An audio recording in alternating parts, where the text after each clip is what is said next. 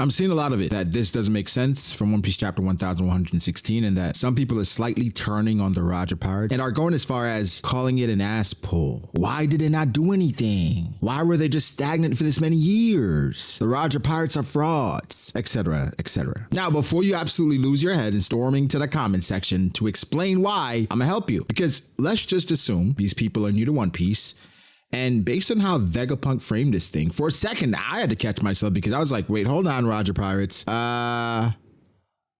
You know, the Roger Pirates knew about the devastation that was on the way, and that happened. Everything that happened they knew about, and they didn't say anything or do anything. Do anything is in quotations because we know that's cap. But can they be forgiven? Do we care? Does it matter? And yes, we are on a runway to the One Piece being real stated by Vegapunk. He's gonna say it. And it's possibly gonna be interrupted by Luffy because, well, shit, it happened before. And trust me, we will talk about that. But Roger, what gives? Why no info? Why not do anything? Why leave everyone in the dark? Hey everyone, B.D.A. Law here, and normally in One Piece after every arc, they have one of the best banquets and the best and longest sleeps to recover. And today, I want to talk to you about something that's crucial for a good night's sleep, your mattress. And I've partnered with Helix Sleep, and let me tell you, they've got something special for you. Helix Sleep makes premium mattresses customized to fit your needs and conveniently shipped right to your door. But what sets them apart is their sleep quiz. It matches your unique body type and sleep preferences to the perfect mattress for you. I personally took the sleep quiz, and based on my sleep position and firmness preferences, Helix matched me with their Midnight Luxe mattress. I've had my mattress for a while now, and let me tell you, it's been a game changer. I used to experience discomfort and restless nights. I was like Blackbeard, man. I wasn't sleeping, but since switching to Helix, my sleep has improved drastically. The best part, the Helix mattresses are fiberglass free, unlike many other brands. You might have heard about the recent issues with fiberglass in mattresses, but with Helix, you can sleep easy, knowing they don't use it. They prioritize your health and safety. But ordering from Helix is a breeze. They deliver the mattress right to your door, rolled up in a box, and setting it up is a piece of cake. Whether I'm reading some new manga, watching some new anime, or just enjoying some downtime, my Helix mattress provides the perfect blend of comfort and support. It's a hybrid combination of foam and springs, and I could not be happier with it. So guys, it's a Memorial Day sale, so perfect time to upgrade your sleep experience. Visit helixsleep.com/BDA Law to get 30% off an Elite or Luxe mattress plus 2 free pillows, or take advantage of the 25% off site-wide. I love my Helix mattress, and think you will too, so don't miss out on this exclusive offer to transform your sleep. If it makes you nervous, right, to buy something that you have not tried, Helix has a 100-night sleep trial. So you get more than 3 months to make sure that you love it. Plus, the Helix mattress, it has a 10-year warranty. The deals, sometimes they just sell themselves. And again, thanks to Helix Sleep for sponsoring this video. Sleep tight, everyone. Yo, to be honest, we don't know quite enough about who Roger is other than what's told and the bits of information out there. So I can't say with my chest that he was not a bad guy, but I'm about 99% sure that he was legit, man. I wonder how things would have changed after God Valley for him, but also something we have to point out is that Roger, according to Shiki, apparently got his hands on an ancient weapon before finding the One Piece. So Roger was doing the groundwork and somewhat putting the pieces together quite literally before even getting there. Roger realized when they got to Lodestar, there's something else. So Roger had an inclination that things were greater than they seemed. He is the OG trailblazer, right? Like, he is the greatest pirate ever for several reasons. We're gonna talk about Joy Boy a little later, but Roger's genuine curiosity is what drove us to where we are. To be honest, if you even question Roger's impact, I question you as a One Piece fan. But again, we're assuming everyone we're talking to right now just doesn't know better, okay? So again, Roger's start, it's unknown. But what we do know is that he approached Rayleigh and asked if he wanted to turn the world upside down. I'm not sure if he meant it literally, but he deemed their meeting destiny. The divine plan of One Piece is a debate that's as old as time, considering our sensitivities as shonen fans with the chosen one trope. But this could be a 3-step system to this. But it all kind of ends and begins with Joy Boy, ironically enough. Now, chapter 628 in the Sea Forest, we find out about Joy Boy and the apology letter, and this led to more information that eventually Joy Boy will return. And that's kind of crazy. In hindsight, it makes a lot more sense, but at a time, imagine saying, yo, this guy Joy Boy is gone, but Joy Boy will return. And you start to think about it, is it like destiny, or is it something that the people willed to existence? And it's interesting because with what we know, it adds so much more context to the man Roger is waiting for. It feels literal when you hear it for the first time. The man Roger is waiting for.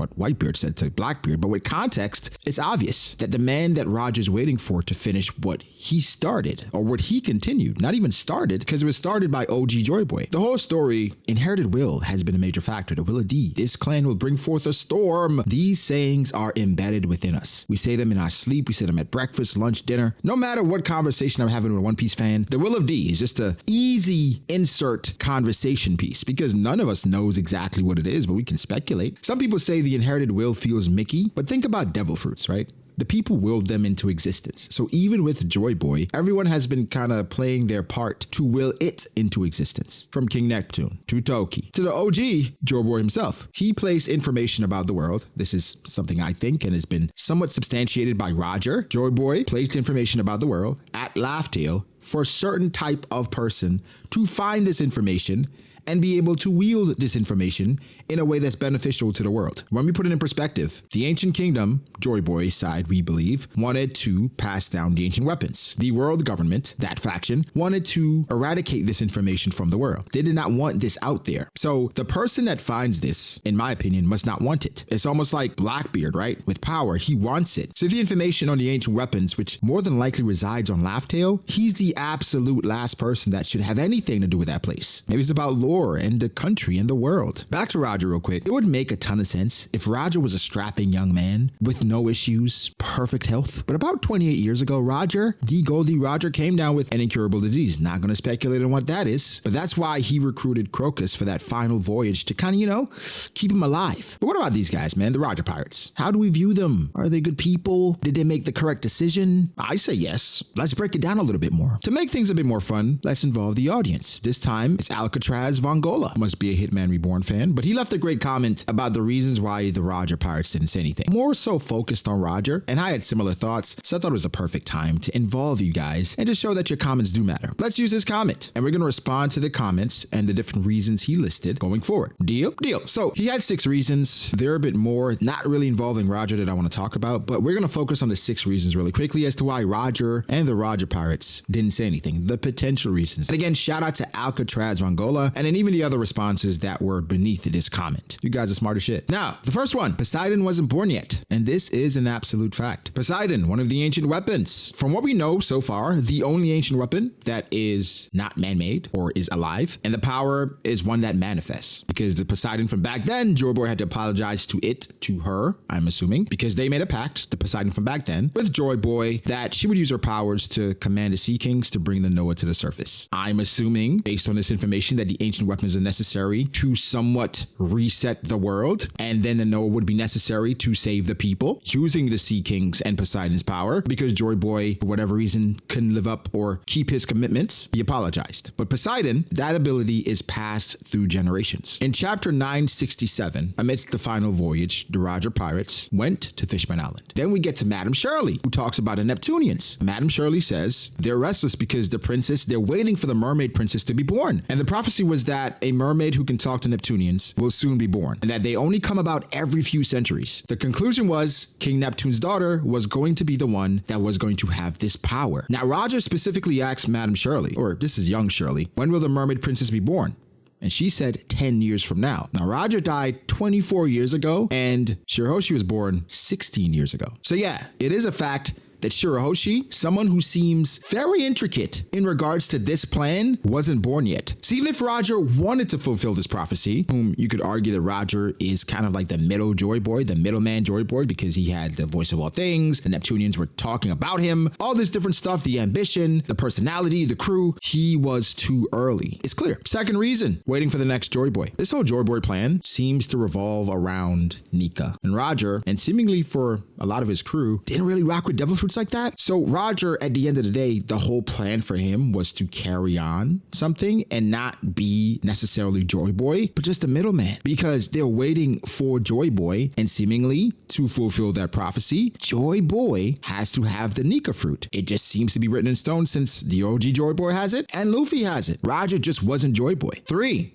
This is a great reason too. They did not want the world government to speed up the massive genocide they were planning. Yes, the world government was planning some genocide. And if the Roger Pirates came out, yo, I know something that's gonna happen soon. Not yet, but I know about it. The world government, they now have a lot of time to change their plans. They can speculate all they want, but if the Roger Pirates come out and just lay out all this information like Vegapunk is, now they're like, okay, we have a certain group, a certain type that we have to eradicate. Let's pick up the timeline a little bit. You can't tell the enemy everything you're gonna do. So that's an excellent reason. 4, Roger was too sick. I mentioned earlier, Roger had an incurable disease. 24 years ago, he died. He got the disease 28 years ago. 27 years ago, he fought Shiki. A year after that, he fought Whitebeard and left with Odin. Then a year after that, the men got packed up, okay? He just wasn't healthy enough. He died even before Shiroshi was born, so it was just his health, bro. His health. He was not healthy enough to even try to fight against the world government. Next, Roger's task. Roger understood the assignment because Roger goes to Laughdale. Information is revealed. He realizes his role at that point. He talks about being a part of Joy Boy's era. He laughs. But what does he do? He goes and he tries to create an heir, an ace. Who knows if he had other kids? Let me try to create this Joy Boy. I don't know who it might be, but knowing how I am and my ambitions, let me try to force this prophecy and make my kid Joy Boy. He said himself, my kid is going to be the one. Let me go out here. I'm going to find another D, by the way, and try to force this prophecy onto my kid. Not only that, I'm going to turn myself in and start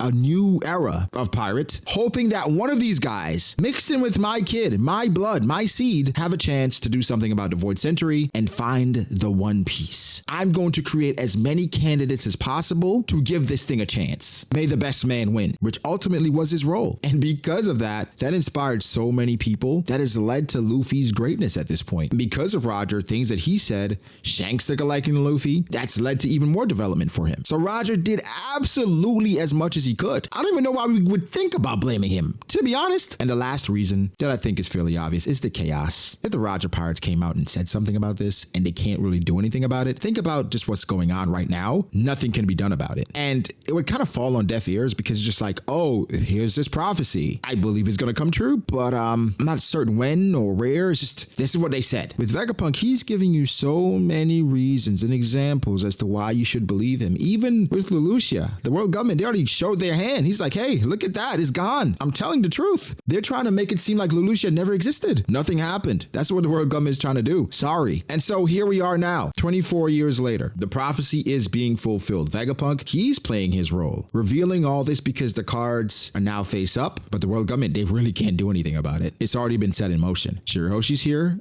Joy Boy's here. It's time. It is time. That's specifically Roger. Again, I've mentioned before in my review, Rayleigh, he did things specifically. Rayleigh started coding ships. Crocus moved into a whale, right? They did things, you could say selfishly, but I think they positioned themselves to help the next generation, with Rayleigh specifically training Luffy. And I believe he told Shanks about it as well, because who knows, Shanks maybe, but I feel like Shanks took even his own steps, and he feels like if this person can't get past me, there's no way this person is the man that Roger is waiting for. And Shanks is personally taking his own stance to sift out Joy Boy, because we see how Shanks cherishes the next generation. The people that are complaining about Joy Boy and Roger not doing anything, the story has laid everything out in a very meticulous manner, might I add. And it's pretty clear. Roger did all he could. The Roger Pirates specifically, I can't speak for all of them because I don't even know where they are. But Roger and Rayleigh in this chapter and how he verbalizes these things, it kind of feels like, okay, Ray, this is a bit outlandish how you're framing it. But when you dig deeper, it's not about that at all. It's just about, it wasn't their time. It is now the time for the youngsters. When Marco showed up to Wano, Onigashima, he's like, yo, I can't really do anything about this. It is time for the youngsters. When you take the time to break things down and take things for what they are, it's actually a pretty beautiful story. So yeah, that's that. If you still disagree, I don't know what to tell you.